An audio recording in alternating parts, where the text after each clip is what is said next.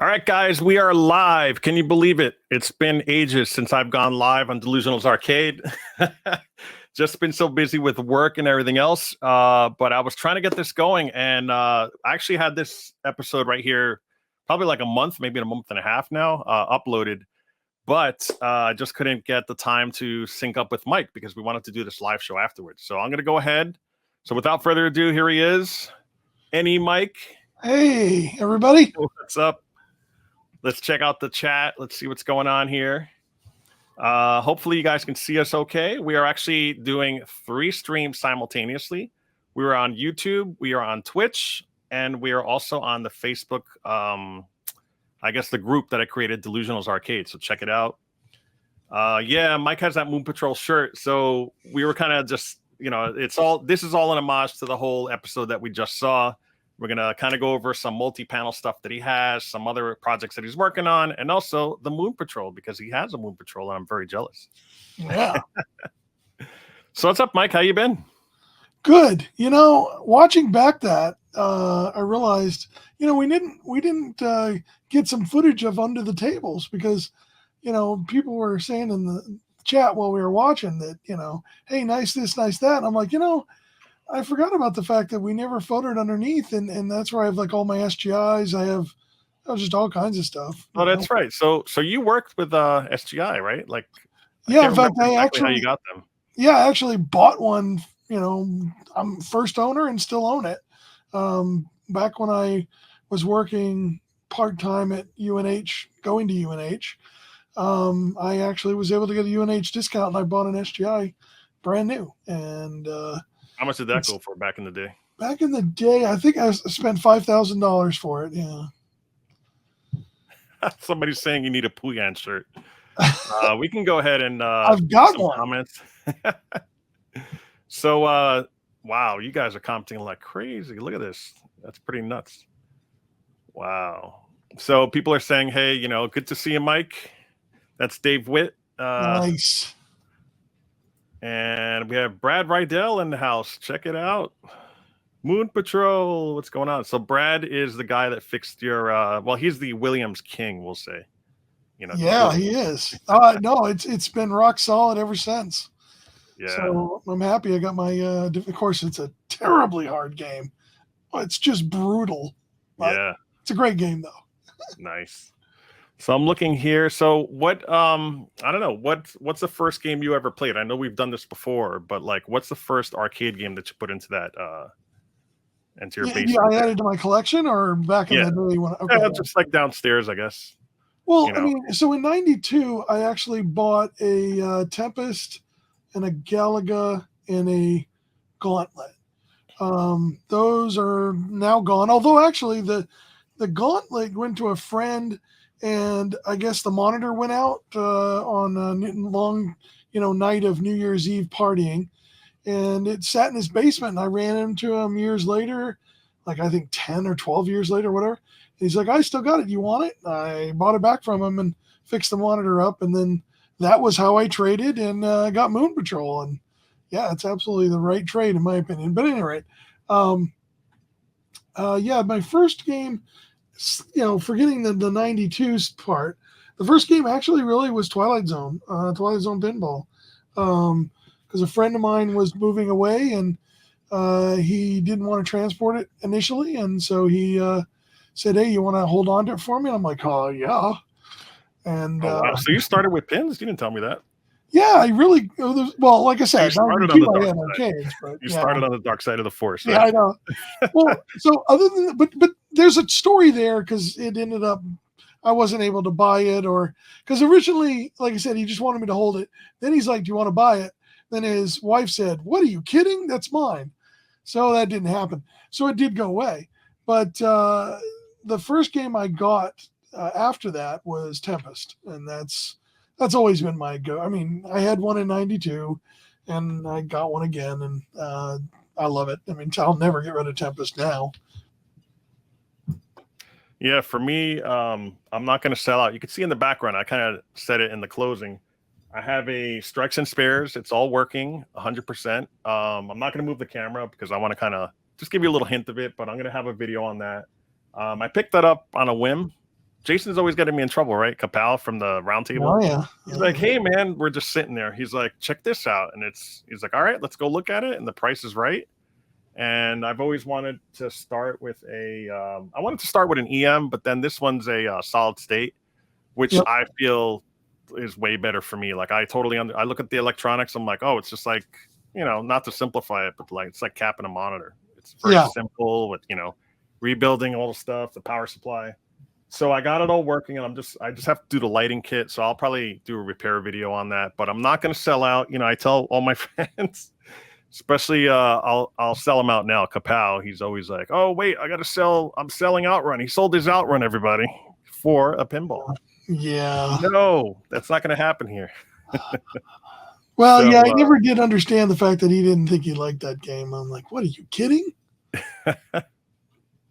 So look at Kapow. He's like, that's a mighty big thermos. Yes. So yeah, there he is. Big thermos.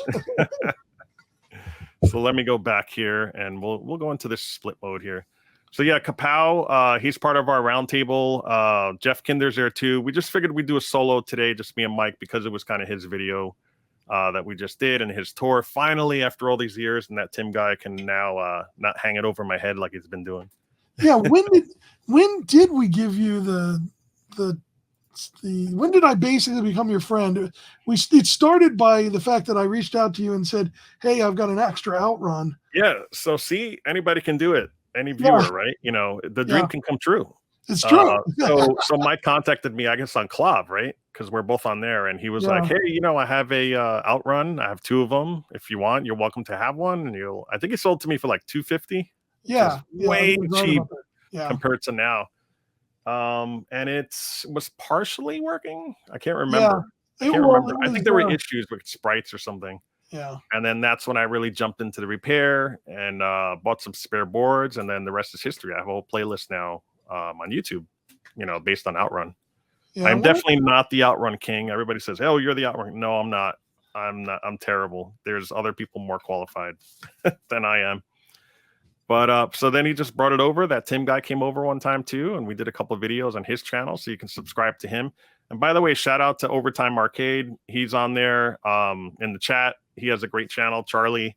I think he's 200 away, last I checked, from 1,000. So if you guys want to we got to get him there. Subscribe over there. Tell everybody, get him there, people. Yeah, and Barricade's here too. He has a cool channel where he does updates and stuff. So I'm going to give him a shout out too. I try to show up when I can. But my schedule's been just crazy, mad crazy. But still, I'm making the time now. I'm using different software. It's like between OBS and I'm using StreamYard. Everybody hates StreamYard, but I have all this advanced stuff going on in the background too. So hopefully it's a lot easier for me so that we can just do more of these shows. Maybe once a month. We can commit to that with the whole crew. Yeah. We tested with Jeff the other night and it worked great. So yeah, so let's get to some maybe you can help me out, Mike, and go to the comments here. You can star what you think is good, and you can kind of just go to the tab and display it.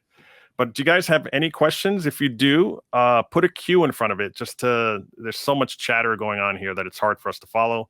So just put the letter Q, capital Q, and then followed by your question. If you have any questions for Mike about his arcade, things he's working on. In the meantime, we're going to have Mike actually talk about his multi-panel. So we kind of teased it in the video where you saw the 3D rendering on that. I saw that Katie just put I have to highlight it to shout out to Katie. Hi, Katie. Yep. Katie, you're going to see the debut of Jeff Kinder's video. So the trailer is going to debut in this stream. Speaking of things, I'm actually, since we'll break it up a little bit, I'm actually going to play the trailer for Pinfest. So I went to Pinfest. I actually saw Todd Tucky out there. Shout out to Todd Tucky. You probably saw me on his live stream. I was there helping him start it and stuff, and then kind of escaped to go do stuff because now that I'm into pinballs a little bit, I went to go shopping. They have great deals. So let me go ahead and see if I can pull that up. All right, so right now I'm going to play the trailer for Pinfest. This is an upcoming video that I've been working on. Pretty much done. I just have to shoot the closing, which I usually do, about how great a time I had. I had a better time than I did last year, I think, but I think it's because now I'm into pins a little bit more than I was. But here you go. Without further ado, this is the official trailer. I was going to say unofficial trailer for Pinfest 2023, shot by myself. Here we go.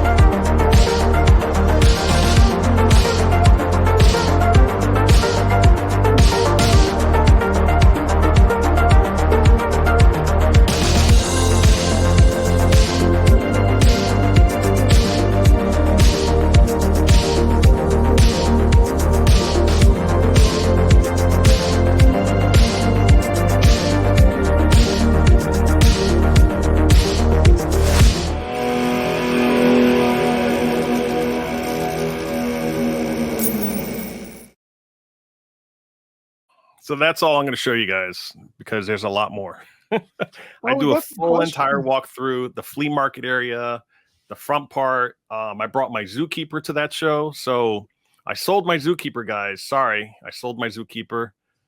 I got tired of getting 16 million on that game. So no, I'm kidding. That was my second one. So I still have my original, which I haven't shown yet. I found an all original zookeeper with perfect artwork.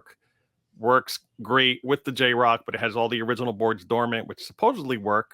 But I also have a spare board set, which I know 100% works, which I tested in Troy's machine. Where's Troy, by the way? I don't see him on here anywhere. But yeah, he's probably away doing something. Yeah. But yeah, so I sold the machine at the show. And, you know, the guy who got it was really nice, and he loved it. And I also, a quick shout out to Kevin Allberger. He runs the high score stuff on Facebook. It's the High Score Challenge group. I believe it's on there. I kept calling him Ken throughout the show. I apologize, man. Like, I don't know why. Like, I just kept seeing Ken in my head. And like, I was editing the video when I see Ken. I'm like, hey, Ken, what's going on? I'm like, holy crap, his name's Kevin. I knew that. I've talked to Kevin many times, but for whatever reason, I kept calling him that. So anyway, bad on me. I apologize for that. But so I saw him at the show. It was cool. We were playing Zookeeper together, and he was just like, you know, amazed that it was there. He kind of saw it was there because of my high score. He saw it on there. He's like, wait, is this his machine? This can't be. It can't be. It's him. But yeah, we had a great time, and that's only part of what we saw. What stood out for you, Mike? Did you try the what was the one that we tried on there? It was Pulp Fiction? Foo Fighters. I played Foo Fighters. Foo Fighters was great. Yeah. I'm like, again, I feel like I can't comment because I'm just starting with pinballs. I really liked that machine. It was a lot of fun. Foo Fighters, I know them. I don't really like. I'm not hating on them, but I'm not liking them. You know what I mean? It's like, it is what it is. I'm neutral on that. Actually, you know, I did. Now that you mention it, I think I have a really good standout, and I know you'll recall this too. It was the track and field with an LCD screen. Oh, was it? Remember? Oh, yes. And yeah, I played it. It was great. You know, it felt there was no lag to me. Yeah. So I'm thinking it was one of those official 19-inch like replacements. Come on, it's an LCD. And everything. Yeah, it's true. Yeah. It's true. We got a couple questions. We were at a pinball show, so they get an excuse. We got a couple questions in the chat. Oh yeah, go ahead. Put them up. I'll lay out here. So yeah, the answer to this, yeah, I thought about it. I mean, I think I'm going to do a different solution because I am going to be building an actual add-on arcade to the house. So right now it's in the basement. I'm going to interrupt you real quick because this, I forgot to mention, these episodes for the roundtable are going to go on a podcast. So I'm going to go ahead and read the question because you were answering the question. But the question is, Overtime Arcade is asking, what's your electrical power solutions in the basement? Did you have a bunch of extra circuits added? And there is something special. You have something like John's Arcade does, right? With a master pool switch. Yeah. So what I did was I installed a 60 amp circuit breaker in the main breaker and ran a sub panel. And there is actually a one of those big 60 amp switches for like a construct, saw, that kind of stuff. But it's a big 60 amp throw switch. And that turns on and off the power to the sub panel. And the sub panel has a bunch of circuits in it that I decided to do drops. So they're actually twist lock, and I did drops. And I got that kind of idea from the data center at work. And so what I do is I twist in these, and then it comes down to a 4 outlet, box, and then I can plug in 4 games at that location. I have 9 drops throughout the basement that I can plug in all those machines. So, but I want to have more control over, because right now it is cool that I can just throw the switch, turn on everything. But on the other hand, I also can't just turn on a few games and play those. I have to turn on everything. So I'm going to change to a whole new system in the new arcade. Okay, second question. It's from Mikey Currington, one of our fan favorites here. He's a legend. So I don't know if you answered this already about the NXT boxes. Did it say next or did it say NXT? Next. I'm thinking NXT because of wrestling. Right. Yeah. No, it's next. No. Yeah, he says it's not arcade, but did you get those next boxes to work yet, Mike? Yeah, all those next boxes were from a friend of mine that he used them right up to he gave them to me, and I have turned them on a couple times. In fact, I turned them on within the last 2 years, and then, yeah, everything still works great on them. So yeah, including the optical drive because I do have the cube with the optical drive. Oh, nice. Okay, so Jeff Kinder is in the house. He said, man. How many different home computers do you have? I never counted it, but I mean, I pretty much literally have every home computer that came out in the United States in the early years, not including PCs. Just I'm saying, unique computers. So, I mean, I have a lot of Apples. I have all the Ataris. I have all the Commodores. I have a lot. You have all the drives too, right? So there's like the 1581 drive. There's a 1571, 5041, right? And then you had the 128D, which has it built in. Yep. The separate keyboard. Yep. Yeah, that was my go-to computer. I had this guy Phil. He lived a little far away. Like I couldn't just run to his house. I had to take a bus to get to his house. But I remember I wanted to buy an Atari 2600, and he's like, "Don't do it. Buy a Commodore 64. It's almost the same price, and you could buy floppies. You could buy a hole puncher. Remember the hole puncher?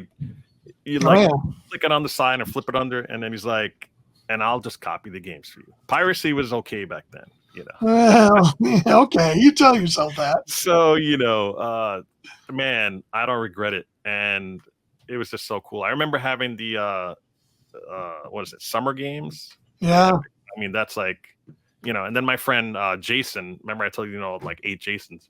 So my other friend Jason had the 128D, and my eyes were like, boom. I was like, wow, it looks like a real computer. This is so cool. And, he had the 64C, and it looked nicer than my old brown Commodore 64. And then, I wanted to get that.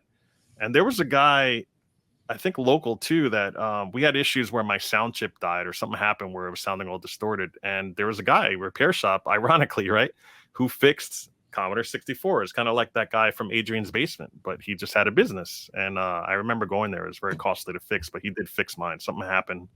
I guess it was common for them to fail, but little did we know, years later, we could probably do it ourselves now. Yeah. Back then as a kid, I was like, fix my Commodore. My video game system's dead. So cool. Any other questions? We have, what's their high score? Did you see that? Yeah. How many games did Dell put his high score on? Like an animal coming over and putting. I don't think I did, because Mike kept, as we said in the video, Mike kept schooling me on the games. Yeah. The sit down racer, the Sega GT, he just kicked my ass in that. Yeah. What else? Puyen, he's really good at. As a matter of fact, Jeff was asking, what's your high score? Yeah, that's true. I don't know off the top of my head what it was. I get past the second bonus level. I mean, I'll have to look, because unfortunately, Puyen is one that doesn't save the high score. So I don't really know, but I just enjoy playing it. I guess I don't go for the scores per se, but on the other hand, I was happy to beat Dell. Yeah, of course. I think you were telling everybody the next day, just taking a picture, here I am.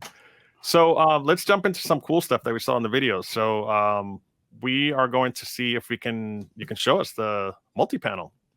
So I guess you're working with Pac-Man, right, to get this all done for him to reproduce it. So there is a kit. I can't remember the guy who makes it. You probably know more info on that. Shoot, I can't think of his name right now. I can look it up real quick on Clav. Yeah, so there's a guy that makes a multi-kit for this, and then it kind of spawned the multi-panel, and Mike was very instrumental in getting it working, because Mike, being the mad scientist, like we like to call him, took out his calipers, and he's like, wait a minute, let me go get my stuff, and he made sure everything fits underneath. I think there's 2 different trackballs you can get, right? So you wanted to make sure both of them work and all the buttons fit. Yeah, there are 2 different trackballs and a different possible. I wanted to make sure I got the widest joystick you could get to make sure it all fit. And by the way, the answer to the question is Gadget Freak. Gadget Freak, yes. So he does the high score save stuff, that little app. I think you have currently, you're also working on the lunar lander thruster cover. I don't know if you want to talk about that first or about the multi-channel first, because you have the thruster cover up. So we're gonna all right. Well, sure, we'll start with that one. Okay, so the lunar lander. So the story with that is there's no reproductions, really. Like, there are, but people aren't really selling them by themselves, right? They're selling them as a kit, as part of a whole kit with the thruster for lunar lander. Yep. But that's the one. It kind of looks like in Star Wars, where they go to shoot and they're like, ooh, and they hit that big knob. That's actually a switcher. It's a Bosch switcher, as I'm into broadcasting, and that's what they're using. It's funny, they're using the fade knob. That's the fade knob, and they're using it to like power down, power up this thing to kill everything. So yeah, let's go ahead and show that. I'm going to add it to the stream now, and we can check it out. Okay. So this is it. Yeah, because like Del said, that nobody really made them. I said, hey, I'm just going to bust it out. Took mine apart and started measuring and did a couple prototype thin prints and stuff to make sure everything lined up. And then we did the final print, and it just, everything worked perfectly. And then Brian went and then sanded it and did a epoxy filler and then paint. And so I actually put a thread on Clav. We are asking if people want to make them, and they have added people I think we got about 7 people right now that have said they'd take one. So the more people, what we want to do is we want to shoot for like maybe 15 at once, because I don't want to, it's really the painting part, just we'll crank. I don't want to do one at a time. It'll kind of be more time. Yeah, they're all kind of one of a kind at this point, but they look amazing. I don't know if you have any pictures. We should have shared that as well, but we should have had a picture of Pal had one that looked pretty amazing. Or if you even wanted to just share the browser where the where Clav is on, and you can kind of show the pictures there. It's up to you. But yeah, so just so you guys know, this is like unobtainium. Like, there's people, I think Travis was the guy, right, that sells the actual thruster itself. Right. But no cover. Like, they just don't make them. So Mike decided, let me take my calipers out and get this thing going. He 3D designed it. So that whole thing you could probably move around too. You can show underneath and all that. But so then that's when Brian took his skills. Brian is also on the round table, where he just used the epoxy, the filler, and then painted it, and it just looks amazing. And it's actually, you would think it's brittle. It's really strong. There's some resins that you can use for 3D printing that's stronger. But then on top of that, with the epoxy and stuff, it's like super strong. Like you could throw this at someone and they'd get cut and injured because it's pretty heavy. It's true. It feels like metal, but it's not. Yeah. But let me. I will switch real quick. Yeah. So I'll have to stop and then share it again. But video and this one. There you go. There we go.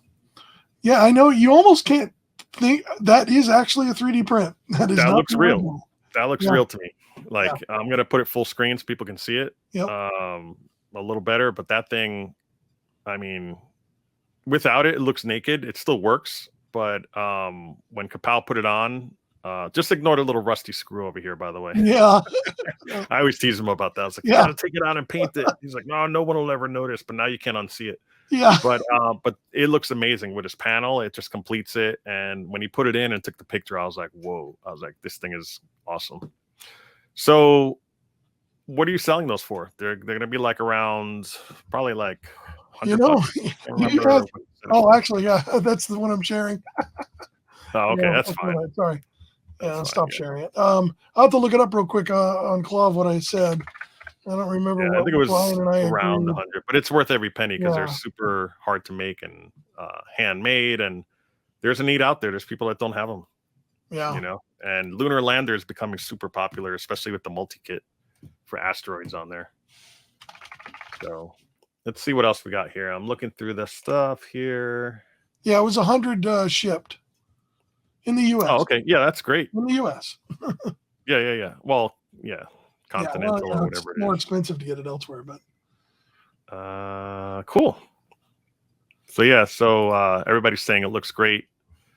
It's amazing. I need a thruster cover. Brad's saying you got to hook him up. yeah, I definitely will. He took care He's of always paying it forward. I know that Yep, because he yep. gave Charlie from Overtime Arcade those optical sticks. We gave him up for Joust. Yeah. Those I would never get rid of those if it were me.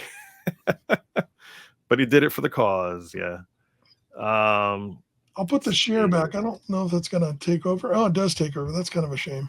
Yeah. But yeah, I'll switch over to this is the. Oh, that's it. That's it. So underneath, it's all hollow, right? It's the same thing. Yeah. Oh, sorry. I can go back and move it around. Yeah. Let me get rid of. I'm going to take this banner out. It's a little distracting here. There we go. So flip it over inside. Yeah, this is amazing. So, what program is this? Just like a CAD type program? This is called OpenSCAD. It's Okay. It's a programmatical CAD, which I really love because I'm a software engineer. So instead of using the mouse, I actually tell it what to do with the math and stuff like that. So it's cool, geometry and all that kind of fun stuff. Let me show, because we were also talking about the Atari System 1 project. So this is what I did is I actually, nerd out here. I actually designed the whole thing in CAD and then made sure everything was going to fit, and it does all fit. And I did it in person for real because, of course, they're already done now. And I have it in my possession. It's on my machine now, and everything fit just like it was supposed to. What I did to make sure things were going to fit, I even 3D printed portions. Actually, I guess you don't see my mouse pointer. What I did is I printed the corner where the buttons were and made sure that would fit in the cabinet, because in so if you notice here, this little diagonal piece, the yellow piece here on the right, that actually is there just to mimic what is in the cabinet that the panel lays on. And I knew I needed to have enough room to have the switches, the buttons fit. And if you notice, they clear it just barely. Oh, yeah. And it did. It really does. Everything all fits exactly the way I hoped it did. And so I flip it over. This is the control panel. I mean, it all worked out perfectly. So, wow. And that's the Atari logo stick, right? Yeah. This is the Hall Effect. Hall Effect logo stick. Yeah. But it has the same, actually, it's a bigger base than the regular stick. It is. That's why I went with that one. I have that on my Rolling Thunder. Not the Hall Effect, but I think Hall Effect is like on Roadrunner, right? Yeah. Yep. And I want to say, I'm trying to think if Peter Packrat, I don't know what it has, if that's a Hall Effect with a different shaft. No, I think that one's an 8-way. Oh, okay. Yeah, I think that's just a normal 8-way. Yeah. Yeah, that's excellent work, man. It's amazing the stuff that you've done to help the community. Yeah. Well, it's been fun. I really thank Take-Man. I mean, I'm glad he was willing to give me the chance to work with him, and I think he's now also kind of letting me run with things. Like he said, what I'm doing right now, I'm trying to get people that want to do the Major Havoc control panel for the Space Duel cabinet. And he's letting me run with that. If I get enough people, we'll do a run, and So you're talking about the one that has the roller on it? Yeah. Right, like the square or a rectangle? Yep. Yeah. Right. Yeah, that's the one. I think Jeff was saying that he has a Major Havoc and he put it in a Space Duel cabinet because that's what he grew up on. Like, it's always what you grew up on. Yeah. And Speaking of Jeff, I'm not sure if he has the you know, the one that's square or round. I think he grew up with the one that was round. I think, like on Tempest. Oh, okay, so he's saying Peter Packride is a standard logo based stick, but is a different shaft. Yeah, well, and then of course he had to say this. Oh, it's with a different shaft. He meant to say. I said shaft. Then he wrote, I said shaft. Shaft. Swing. Yeah. Cool. So, all right. So we're like 48 minutes into the stream. We had some good questions here. This is mainly for me. It was mainly a test to see if we can do it, and we did it. We pulled it off.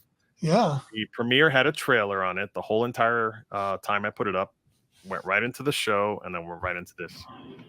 So I did see one more, and I want to make sure Brian gets his in. Oh, the TI drive. What is that exactly? Well, he knew about the fact that I was working on this project. That is I mean, actually, we didn't really even talk about all the circuit board stuff I've done, but that is one of the circuit board projects. I was working for the, you know, like I said, I'm in a lot of retro stuff, and I'm part of the TI group and stuff, and we meet alternating Saturday and Sunday time slots. And I took on. There's a guy who made a project that breadboarded it, and they put out the schematics, and then we wanted to make a real board and everything. And I got it done, but none of, like, kind of all of us working together, we weren't able to get it to work.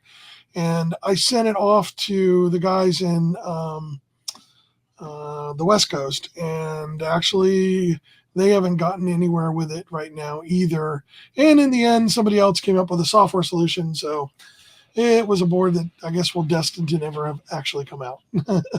Oh, yeah. Still, I mean, you're always working on projects. How's that? I'm gonna ask for an update. How's the 96-in-1 stuff? I know you wanted to. I think Whitney was more excited about that than anyone else. Yeah. So you're gonna have to have some answers for him when you see him in July. I know. Where's the board? Well, actually, I've been working towards that. I've actually I've come up with the idea of making a quick little board that gives you no frills, but gives you the ROMs without using all the sockets on the board. Because that's one of the biggest problems with the Pac-Man boards. The reason why they stop working is those sockets go bad, and, you know, having to replace them all and then burn ROMs, and because also, you know, metal gets tarnished to the point where it breaks off, you know, all that kind of stuff. Mm-hmm. I've come up with a small designed board that slaps on the side that'll eliminate all the ROMs on the board to give you Pac-Man and stuff, and actually gives you 8 slots that you can have variants. So you get a Pac-Man, Miss Pac-Man, you know, etc. And then you can, and then the high scores too, right? Because like now, that one does not have high scores. And that's why I said it's like no frills. Oh, okay. It gives you the ROMs, right? To bring back a dead Pac-Man board really easily, really cheaply. But just by putting it on the side, because that's the difference on your board. Yeah. It slides on the extra connector on there. Yeah, the debug connector on the midway boards. Yeah, right. That's cool. Yeah, it was really awesome. I mean, I almost want to say I wish everybody would always design a debug connector that gives you all the lines to the CPU and then like power, ground, whatever else you might need, because it's really awesome. I'm going to be able to do a lot of really awesome stuff with Pac-Man with my full designed multi-board, because I'm able to control the Z80. I can even pause the Z80 and then take over control and start manipulating RAM and everything. So I could do all kinds of really great stuff that you wouldn't be able to do. And I don't have to modify the board to do it. I do it all because of, you know, plug-in. So it's coming along. I haven't had as much time dedicated to it as I'd really like, because life and work and blah, blah, blah. I hear that. So, you know, but you don't have kids that are little. Not anymore. Yeah, you're right. They can drive and go away.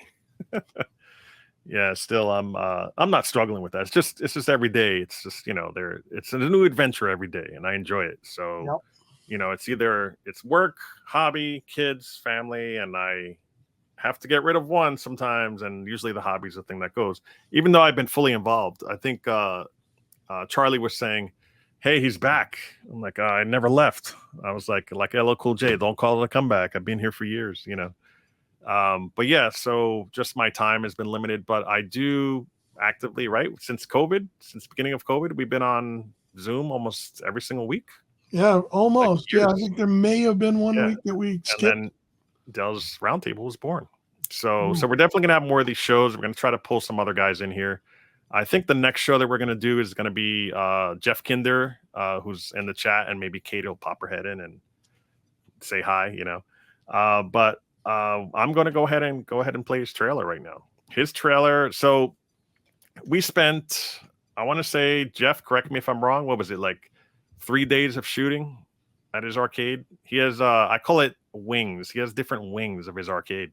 So he has the downstairs wing, he has the upstairs wing by the fire pit, where he converted his garage into a full arcade and then built a shed, a smaller shed for his stuff because it's not as important as his bigger arcade, right? So, yeah, I was experimenting. I shot everything on a gimbal, 4K, a couple Sony cameras. I think I want to say I used the Lumix camera as well that I had, the G95. So, with huge lenses, and we got all these really nice bokeh effects. So without further ado, I'm going to go ahead. We're going to check out his trailer. Jeff, get Katie. I know she wants to be here for this debut. This trailer, if you want to keep watching it, because you keep seeing something different every time you watch it, is going to go live right after the stream. So I'll probably make it live right after I play it. I'll just click on it and you guys can go watch that. But yeah, I'm going to post it in the forums. They're going to go bananas because he's having to get together locally and they haven't really seen it yet. So all right, here we go. Check it out.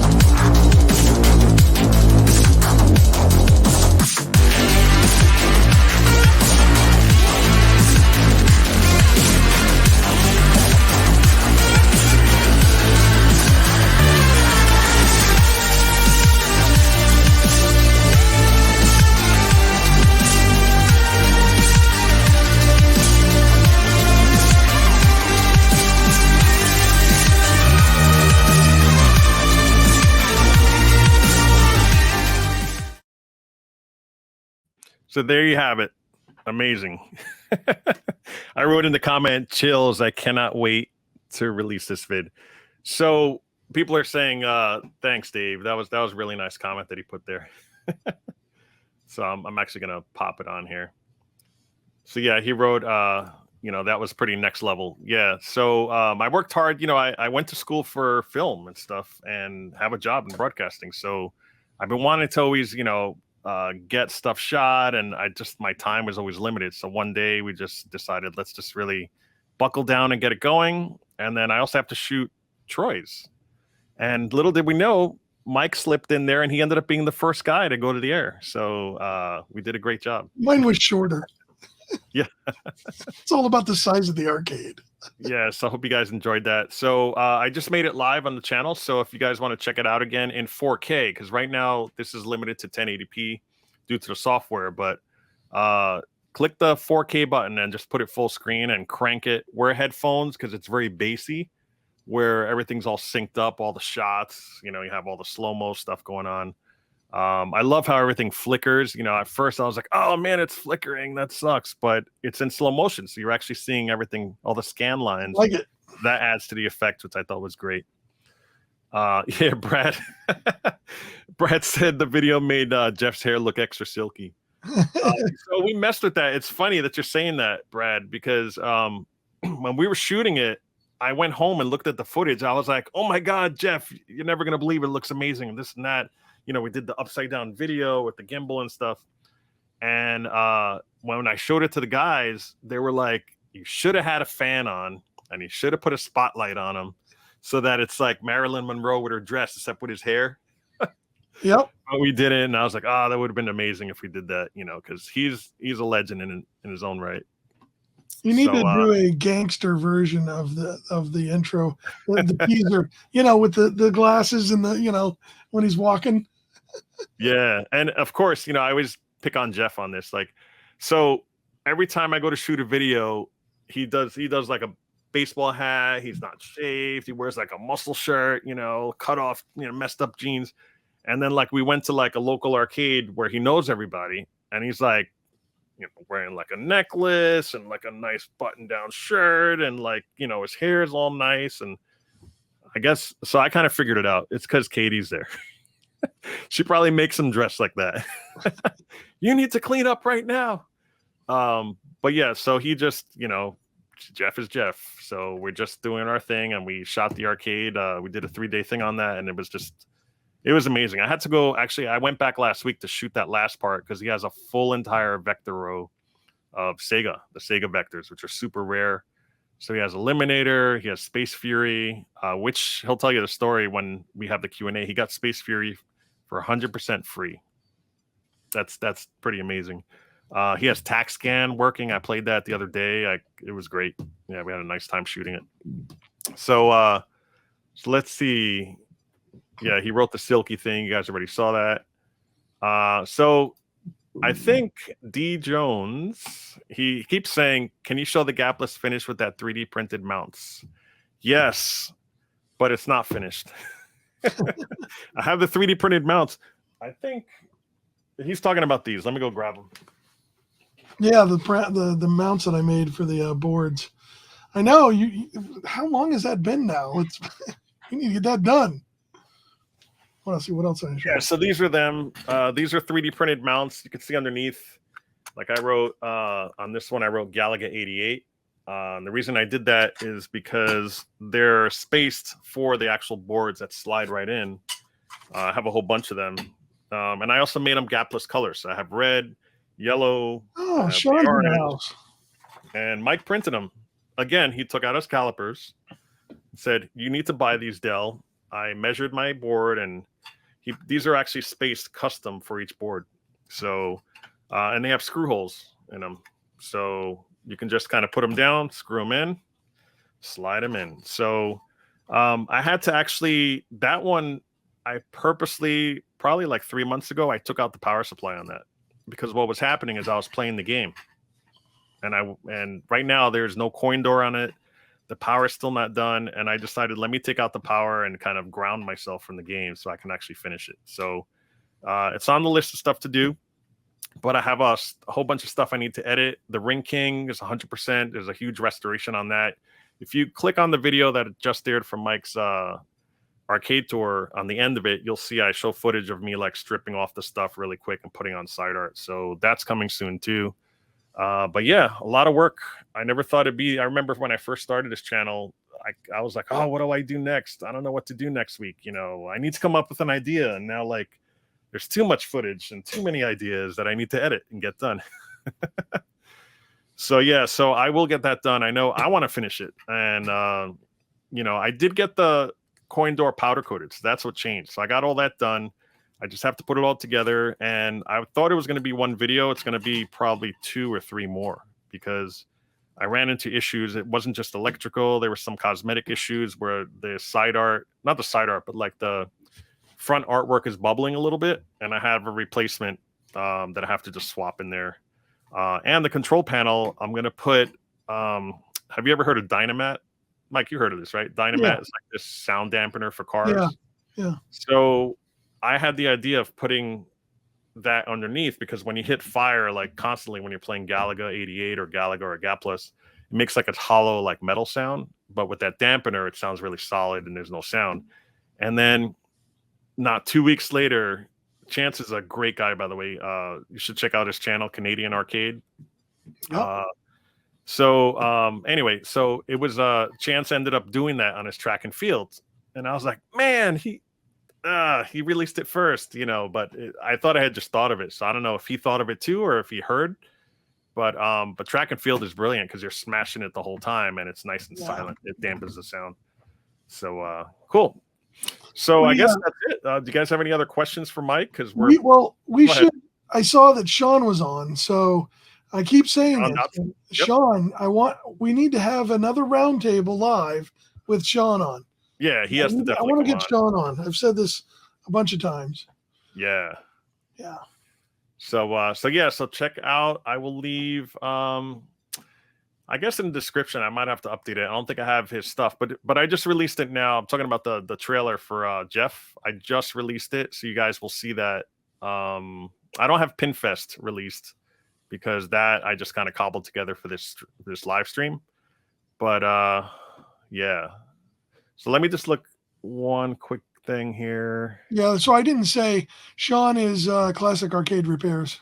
Yeah, there he is right there. He says rinking is so fun. Yep. Yeah, I miss it a little bit. You know, my goal was to keep it, but then I ran out of room. And then there was a collector that really wanted it. I really should have sold it to Jeff. I apologize to Jeff for that. Jeff really should have had that machine because I didn't think he wanted it that bad. And I already made the deal and I was like, damn it, you know, and we worked on that game together. So, you know, I make mistakes, but.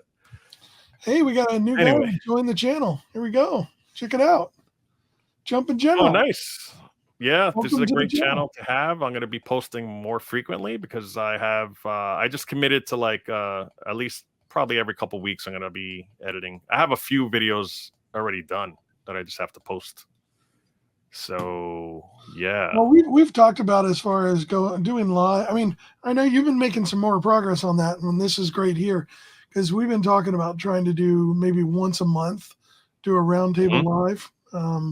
Which would be good to do because I think it is fun. We just don't want to do it every week. It's a lot of work. These guys have been getting too rowdy too. They have to tone it down a little bit. This is a family channel, you know. No, it's not. But so welcome to the channel, Jumpin' General. It's always great to have you. Pass the word. So this is, like I said earlier, it was simulcasting to 3 different things. It's going to Facebook, Twitch, and YouTube for the first time, and it's working. I'm checking Twitch. So if you want to check me on Twitch, I'm at Dells_arcade. Some rat bastard had Dells Arcade already. That's not me. But everything else, Twitter at Dells Arcade. I have all that stuff. It's all kind of on there. You can see here. I'm on Instagram at Dells Arcade. And then, of course, YouTube, where you could just type in the keyword Dells Arcade and bam, it pops right up. All right, everybody can see it here. Sean said, sure thing. Yeah. Put him on the spot. Yeah, and he has a great setup too. I remember he was asking for a while, like, "Oh, I want to try to go live, and I'm trying to get better cameras and stuff," and it looks great. So yeah, it does. Yeah, kudos. Yeah. I think that's it. I'm looking at all the questions. I don't think anybody has any more questions, and we're just a little over an hour on this, which is what my goal was. So that's great. All right. So I guess we'll end this whole thing here, and thanks again for you guys, hanging out. We had a great time just watching it and talking to you guys in chat. And I said, let me try to next level it a little bit and try to get a live show immediately after. I think the link worked. It worked for me. It literally ended, waited about 20 seconds, and then bam, it switched over to the live feed, which is exactly what I wanted to do. And it didn't last time I tried. So maybe they fixed it. I had to click. Right, cool. And somebody else said the same thing. Yeah. All right. So here we go. Thanks again, guys. We'll see you in the next one. Take care.